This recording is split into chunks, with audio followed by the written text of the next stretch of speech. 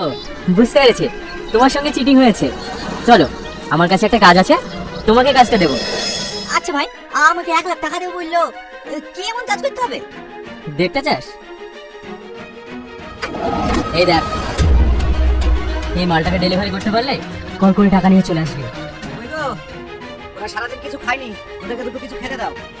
না না, ওসব ঠিক আছে, কোনো অসুবিধা নেই, আমি ওখানে ঘুমাচ্ছি। এত বড় সাহস, তুই ইঞ্জিনিয়ারে কল করেছিস? এটা করিস না, তোর থাপড়ে দেওয়ার ভাগ্য ভালো। ম্যাডাম, আমাদেরকে ডেকেছেন? हाँ देखेছি, बट उस लड़की को बाहर যেতে বল। তোমার কাছে টাকা পয়সা নেই আগে হলো?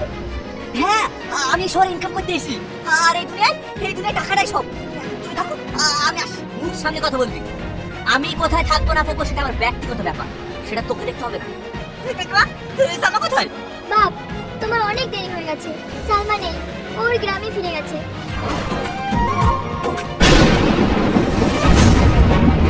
সালমা?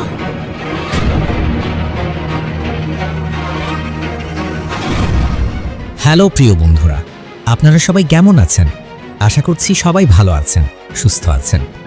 আজকের এই ভিডিওটা কিন্তু একটু অন্যরকম, কারণ আজ আমরা কথা বলতে চলেছি এমন একটি নাটক নিয়ে যেটা ইতিমধ্যেই হাজার হাজার দর্শকের মনে প্রশ্ন তৈরি করে রেখেছে। টনি আর সালমা, এই দুটি নাম এখন শুধু চরিত্র না, এরা এখন দর্শকের আবেগ। তাহলে প্রশ্ন একটাই, টনি কি সালমাকে হারিয়ে ফেলল, নাকি ভাগ্য আবারও তাদের একসাথে আনবে? এই সব প্রশ্নের উত্তর লুকিয়ে আছে পারদেশি নাটকের দ্বিতীয় পর্বে। আর সেই দ্বিতীয় পর্ব নিয়েই আজকের এই সম্পূর্ণ বিস্তারিত ভিডিও, তাই ভিডিওটি শেষ পর্যন্ত দেখবেন। আর যদি এখনও আমাদের পল্লীগ্রাম ডায়েরি চ্যানেলটি সাবস্ক্রাইব না করে থাকেন, তাহলে এখনই সাবস্ক্রাইব করে বেল আইকনটি অন করে রাখুন। প্রথম পর্বের গল্প, নতুন ভাষায়। বন্ধুরা, পারদেশি নাটকের প্রথম পর্বে আমরা দেখেছিলাম একজন সাধারণ যুবক টনির জীবন সংগ্রাম। চাকরির আশায় ভালো কিছু করার স্বপ্ন নিয়ে টনি পাড়ি জমায় মুম্বাই শহরে, কিন্তু ভাগ্য তার সাথে তখনও নির্মম। একটি ভুল ঠিকানা, আর সেই ভুল ঠিকানাই টনির জীবনের মোড় ঘুরিয়ে দেয়। মুম্বাই পৌঁছে যখন টনি সেই ঠিকানা খুঁজতে যায়, তখন একের পর এক মানুষ তাকে জানায় এই নামের কোনো জায়গাই মুম্বাইয়ে নেই। হতাশা, ভয় আর অনিশ্চয়তার মধ্যে টনি একসময় রাস্তার ধারে বসে পড়ে। ঠিক তখনই ঘটে যায় গল্পের সবচেয়ে ভয়ঙ্কর অংশ, পাচার চক্রের ফাঁদ। কিছু লোক এসে টনির সাথে কথা বলে, তাকে কাজ দেওয়ার লোভ দেখায়। টনি তখন না বুঝেই তাদের সাথে চলে যায়, কিন্তু অল্প সময়ের মধ্যেই সে বুঝে ফেলে এরা কোনো সাধারণ মানুষ না, এরা একটি পাচারকারী চক্র। আর ঠিক তখনই টনির সামনে আনা হয় একটি ভীত সন্ত্রস্ত মেয়েকে। এই মেয়েটির নাম সালমা। সালমার চোখে ভয়, মুখে অসহায়ত্ব, আর পুরো শরীর জুড়ে আতঙ্ক। পাচারকারীরা টনিকে বলে এই মেয়েটিকেই নাকি তাকে হস্তান্তর করতে হবে, কিন্তু টনি তখন সিদ্ধান্ত নিয়ে ফেলে সে যাই হোক এই কাজ সে করবে না। টনির সিদ্ধান্ত। সেই মুহূর্তে টনি বুঝে যায় টাকার জন্য মানুষ হওয়া ছেড়ে দেওয়া যায় না। একজন মেয়েকে বিপদে ফেলে সে নিজের জীবন গড়তে পারে না। সাহস সঞ্চয় করে টনি সেই পাচারকারীদের বিরুদ্ধে দাঁড়ায়।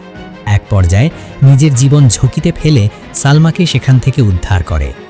এই দৃশ্যটাই দর্শকের মনে টনির জন্য ভালোবাসা তৈরি করে দেয়। অচেনা দুজন মানুষ। বন্ধুরা, সবচেয়ে অবাক করা বিষয় হলো টনি আর সালমা দুজনেই একই জেলার মানুষ, কিন্তু ভাগ্যের অদ্ভুত খেলায় তারা কখনো আগে দেখা পায়নি। দুজনেই তখন নিঃস্ব, দুজনেরই ভবিষ্যৎ অনিশ্চিত। তাই বাধ্য হয়ে একজন পরিচিত আঙ্কেলের বাসায় তারা আশ্রয় নেয়। সেখান থেকেই শুরু হয় তাদের নতুন লড়াই, কাজের খোঁজ। দিনের পর দিন টনি আর সালমা কাজের সন্ধানে ঘোরে। কেউ কথা দেয়, কেউ আবার ফিরিয়ে দেয়। আশা আর হতাশার মাঝে তাদের দিন কাটতে থাকে। একসময় তারা একটি রেস্টুরেন্টে যায় কাজ চাইতে। সেখানেই শুরু হয় গল্পের আরেকটি বড় মোড়, রেস্টুরেন্টের অপমান। রেস্টুরেন্টের মালিক মেয়েটি টনিকে জানায় কাজ সে পাবে, কিন্তু সালমা নয়। এই কথা সালমার আত্মসম্মানে আঘাত করে। সালমা স্পষ্ট জানিয়ে দেয় যেখানে অপমান সেখানে তারা কাজ করবে না। টনি আর সালমা রেস্টুরেন্ট ছেড়ে চলে আসে, কিন্তু এই ঘটনাটা রেস্টুরেন্ট মালিক মেয়েটির মনে ক্ষোভ তৈরি করে।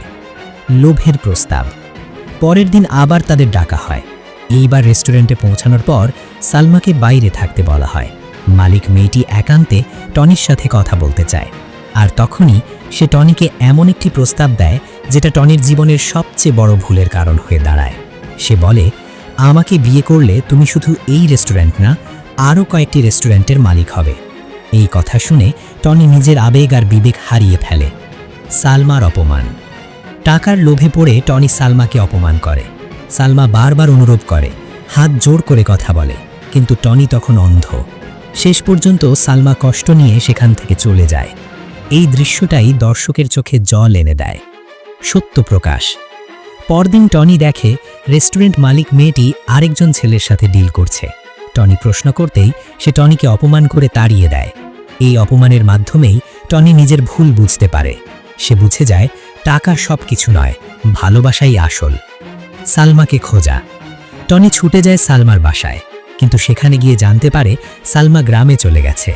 এক মুহূর্ত দেরি না করে টনি নিজের জিনিসপত্র গুছিয়ে নিজের বাড়ির পথে রওনা হয়। চরম চমক।